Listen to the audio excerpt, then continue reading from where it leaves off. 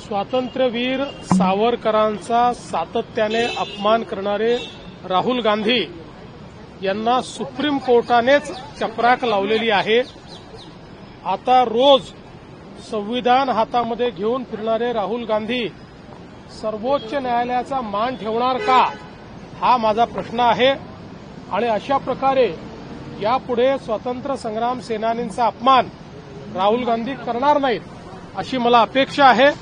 Supreme कोर्टाचे मी आभार मानतो की सुप्रीम कोर्टाने किमान त्यांची जागा त्यांना दाखवली आणि ज्या प्रकारे भारतीय स्वातंत्र्याच्या नायकांना ते अपमानित करत होते, आता ते यापुढे अपमानित करणार नाहीत अशा प्रकारची माझी अपेक्षा आहे। भारत सरकारने पाकिस्तानी नागरिक जे भारतामध्ये आहे त्यांचा व्हिसा रद्द केलेला आहे आणि त्यांना तात्काळ निघून जायला सांगितलेलं आहे। या संदर्भात असे कोण कोण नागरिक महाराष्ट्रामध्ये आहेत याची यादी तयार झालेली आहे। आम्ही मॉनिटरिंग करतोय, सगळ्या पोलीस स्टेशन्सला देखील सांगितलेलं आहे।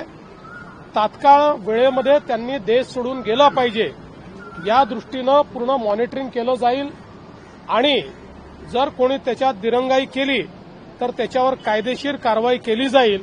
कुठल्याही परिस्थितीमध्ये पाकिस्तानी नागरिक व्हिसा कॅन्सल झालेला हा या भारतामध्ये राहणार नाही, या महाराष्ट्रामध्ये राहणार नाही।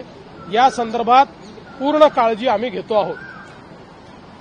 आज सुप्रीम कोर्ट ने स्वातंत्र्यवीर सावरकर जी का अपमान करने वाले श्रीमान राहुल गांधी को जिस प्रकार से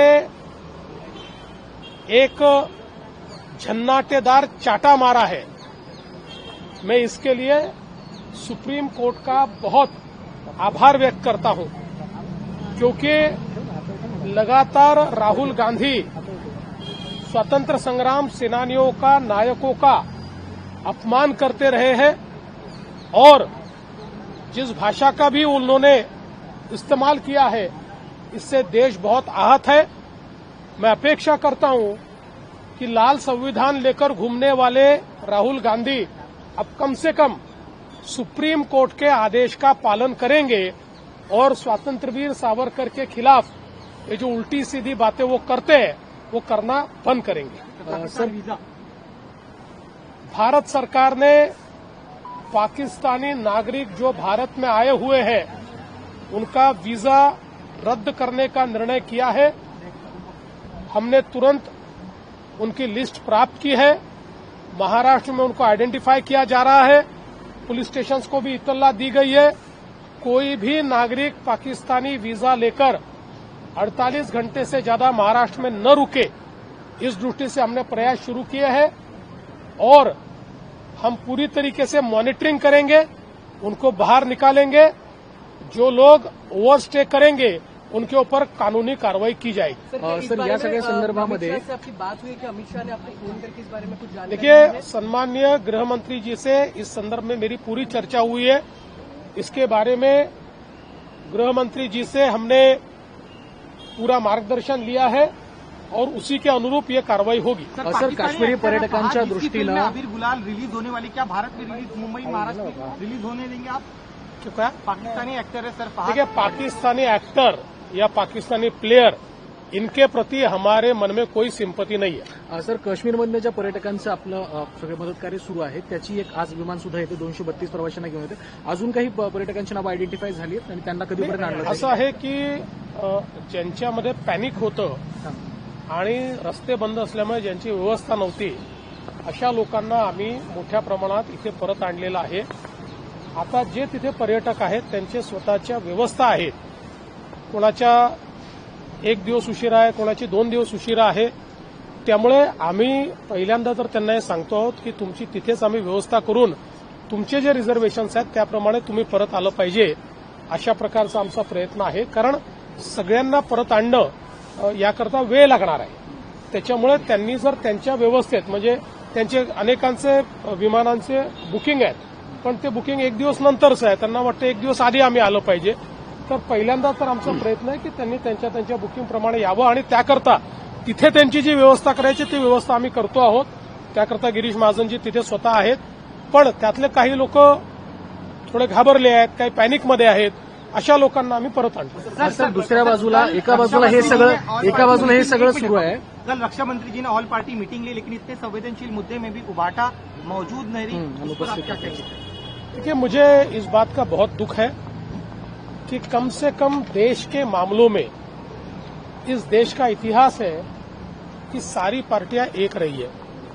और जब दुश्मन हम पर हमला करता है, दुश्मन जब हमारे साथ इस प्रकार का व्यवहार करता है, तो भारत की पार्टियों ने कभी पार्टियां देखी नहीं है. हम लोग उस इतिहास को जानते हैं कि जब अटल बिहारी वाजपेयी जी ने पूर्ण रूप से बांग्लादेश के युद्ध के समय स्वर्गीय श्रीमती इंदिरा जी को समर्थन दिया था, लेकिन आज जिस प्रकार के छोटे मन से और छोटे दिमाग से यहाँ काम हो रहा है, देश की जनता माफ नहीं करेगी. काश्मीर प्रश्नावरती सर्वपक्षीय बैठक बोलवण्यात आली, परंतु उद्धव ठाकरे गट त्याला अनुपस्थित राहिला. काँग्रेस असेल, ओवेसी असतील यांनी समर्थन दिलं, परंतु ठाकरे गटाची कुठेतरी वेगळी भूमिका मला पाहायला मिळते. अतिशय या गोष्टीचं दुःख आहे की या देशाचा इतिहास ते विसरले. या देशाचा इतिहास असा आहे की युद्धाची वेळ असो, युद्ध सदृश परिस्थिती असो, देशावर हल्ला असो, देशाच्या संदर्भात एखादा विषय असो, या देशातल्या पक्षांनी कधी पक्ष बघितलेला नाही आहे. अक्षरशः बांगलादेशच्या युद्धामध्ये ज्या काळामध्ये खूप टोकाची लढाई चालली होती पक्षापक्षांमध्ये, त्याही वेळी श्री अटल बिहारी वाजपेयीजीने, स्वर्गीय श्री अटल बिहारी वाजपेयीजीने स्वर्गीय श्रीमती इंदिराजींना पूर्ण समर्थन दिलं होतं.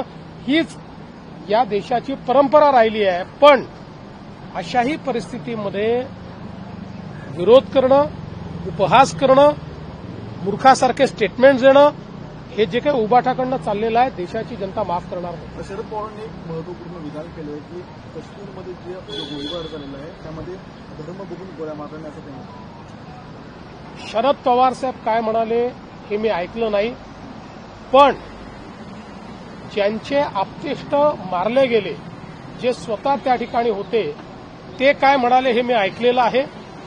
पवार साहेबांचं जर असं मत असेल तर त्यांनीही ते जाऊन ऐकावं. सर एका बाजूला राज्य सरकारकडनं हे सगळं केलं जाते, ही सगळी मदतकार्य राबवलं जाते, विमानं पाठवली जातात, परंतु महायुतीतलेच खासदार आहेत शिवसेनेचे नरेश म्हस्के यांनी असं म्हटलं की जे लोक कधी विमानात बसले नव्हते त्यांना आम्ही परत आणले. कुठेतरी उपहासात्मक टीका केली आहे. मला असं वाटतं की बोलताना कदाचित त्यांची जीभ घसरलेली असेल. अनेक वेळा बोलताना भान उरत नाही, त्यामुळे त्यांचे वक्तव्य काही योग्य नाही आहे. त्यांनी असं वक्तव्य करू नये. सर मोदी जी ने कहा है कि जिन्होंने हमला किया उन्हें जमीन में गाड़ देंगे, पूरा देश इंतजार कर रहा है कड़े जवाब का. आप बतौर भारतीय नागरिक, क्योंकि महाराष्ट्र से भी 6 लोग की मौत है, आप क्या उम्मीद करें? मैंने अक्सर ये देखा है, मोदी जी जो बोलते हैं वो करते हैं. इससे पहले भी जब जब भारत पर इस प्रकार से हमला करने का प्रयास हुआ, मोदी जी ने करारा जवाब दिया है और वो करारा जवाब मोदी जी देंगे. ठीक आहे, थँक्यू.